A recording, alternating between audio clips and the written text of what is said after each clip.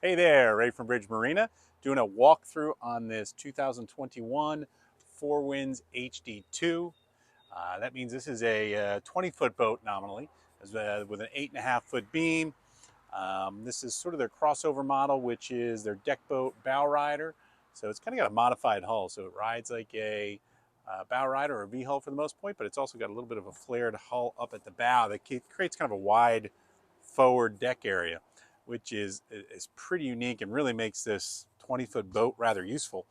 I'll hit the low points real quick because I just noticed that when I get on here is that, it's got this great seat right here at the bow, but it's not removable. And although it's really easy to get in and out of because it's got this big wide deck and actually sort of a forward bow platform, I just hate that I got to step on the seat all the time.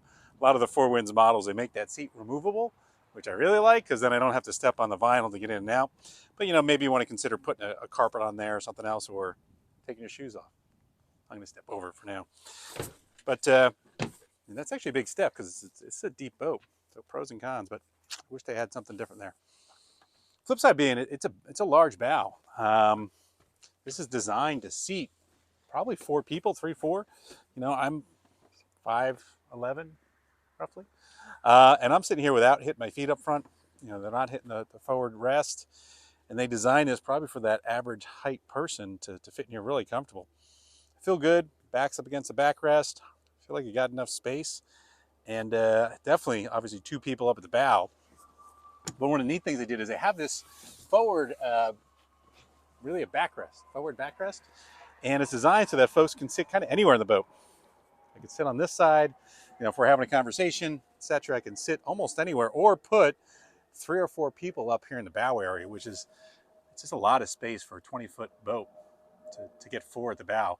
They also have a little filler cushion system they put in here. This one doesn't have it, but where this whole area could turn into like a little play area or a large sun pad. It's pretty neat. Storage under the seats, as you might imagine. Port and starboard. All the life jackets are stored here. A couple cup holders up front. Also has its anchor storage here, which is a fair size anchor storage for this boat. No problem getting in the proper size anchor. This one has a large Danforth in it.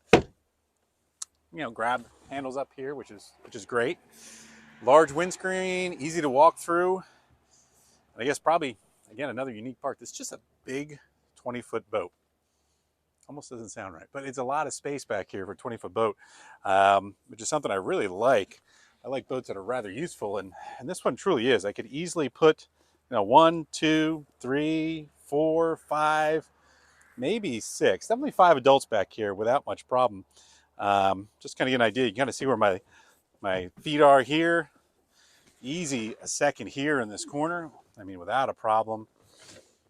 Third here, and again, there's a lot of space in between you, and fourth over here. And if you notice, at no time are my feet really reaching even the center point of the boat. They've just really used the space well in this. You can feel they've got the cushions pushed all the way back to almost the apex of the gunnel. So it's just a great use of the interior space. Storage in all the seats, as you might imagine. I believe this particular model, they came with a optional porta potty changing room, which I think, you also can put a little 20-quart cooler under here, but you could put a porta potty in here, and then a changing room would come out of the bimini top. That's HD2 over there, and that one has a bimini top open. This one's closed, but that would fit here. It's an idea, not the best, but it's neat. But it does create, storage here to throw a cooler underneath, or a bag, or ropes, and it has floor drains, so you don't have to worry about it.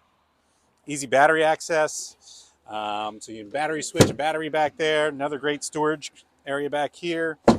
Storage under these 2 seats. I believe the cover's even in this one. Yeah, big enough to hold the entire cover right there. Large ski locker, as you'd expect. And again, another great point is just easy access out to the stern of the boat.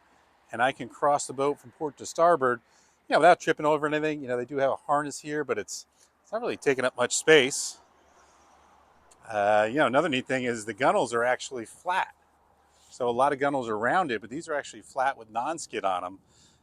I don't know if there's a lot of reasons for me to be out here, but certainly when I'm getting in and out of the boat, it's just a nice, easy step in the boat.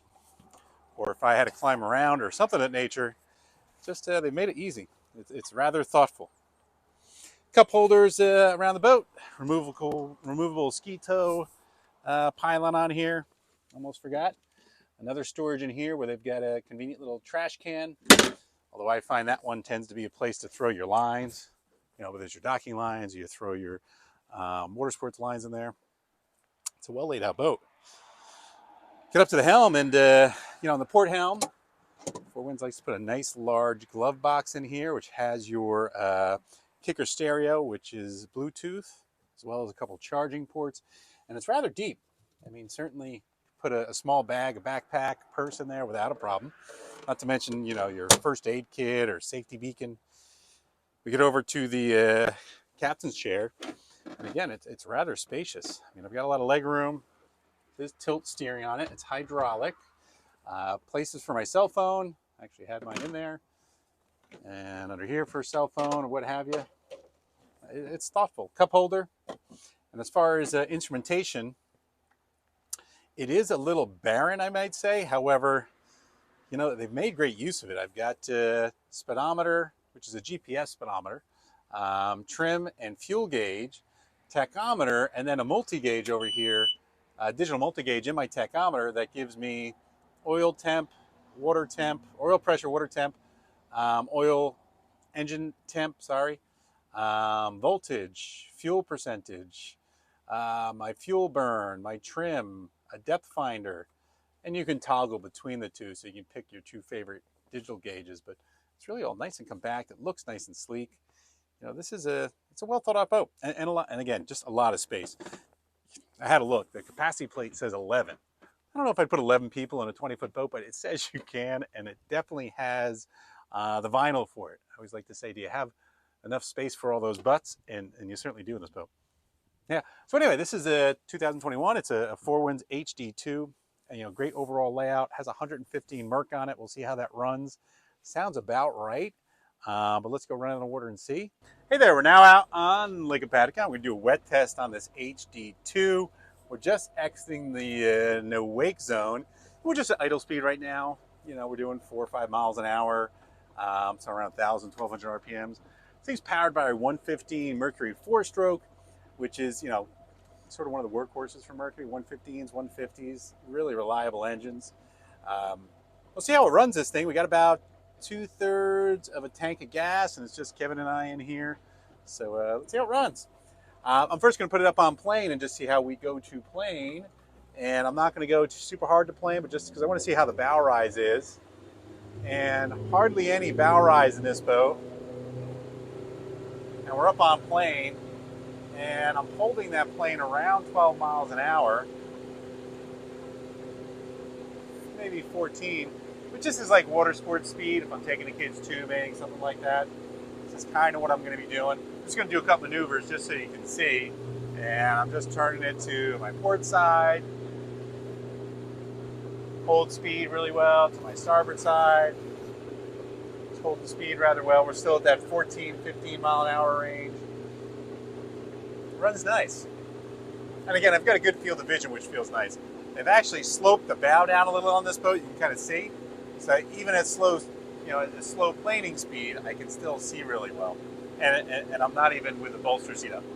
We're going to accelerate a little bit more. I'm also going to trim up as I do that, just to see how it runs up in the 20s, and quickly picked up speed.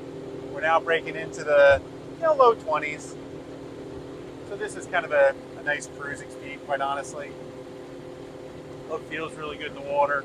Just going to kind of do a big sweeping turn. Feels nice and comfortable. I'm going to get a little more aggressive with that. Give you an idea, we're running around 23 miles an hour. Didn't like that all that much. Did want to cavitate a little bit. That's 24 miles an hour into a pretty sharp turn. I'm also doing this so we can come back and hit our own wave and see how it runs and how it handles it. I'm not doing much to hit that wave. Yeah, no, that was great. It was nice and sweet. Let's see how it does when I open it up a little bit more. We got a little bit of a headwind, but not much. And now we're running into the high 20s.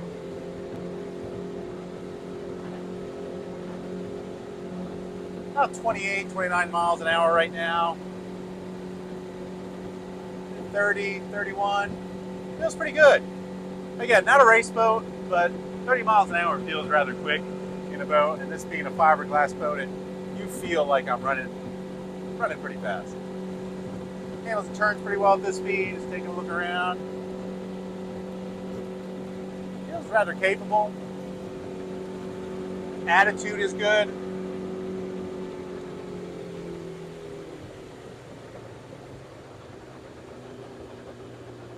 Back down to a cruise speed, feels great. I'm going to do some a little bit heavier turns here. I get to aerate a little bit, but that's a pretty sharp turn. I'm just going to head back through my own wake to get a feel for it. Feels good. Not tons of reasons for you to do sharp corners like this, but it's good to know the boat can do it. You know, maybe you're beating the kids up on a tube. Fun little boat. Again, 20-footer, 115 horsepower. This is about how I'd want it to perform. I'm sure if you bump up to a 150, this would have a bit more guts out of the hole and probably a little bit higher top end. Otherwise, it's a fine running boat. Get around to the fact that, again, it's a rather short LOA for a lot of folks. It's a great lake boat, great for Lake Hopatcong, great bay boat. I don't know if it'd be great for heavy waters, but certainly for lakes or bays, this is a nice little boat. A lot of fun. I like it. I appreciate you guys watching. If you have any questions about the boat, reach out to us. About any other Four Winds models or Starcraft models, we have a whole bunch of them. Or perhaps you have some questions about how to get into boating, how to learn to boat, boating club, boat rentals, you name it. Reach out and let us know. We do just about everything, and it's all designed for you, so we look forward to helping you get on the water. Thanks for watching.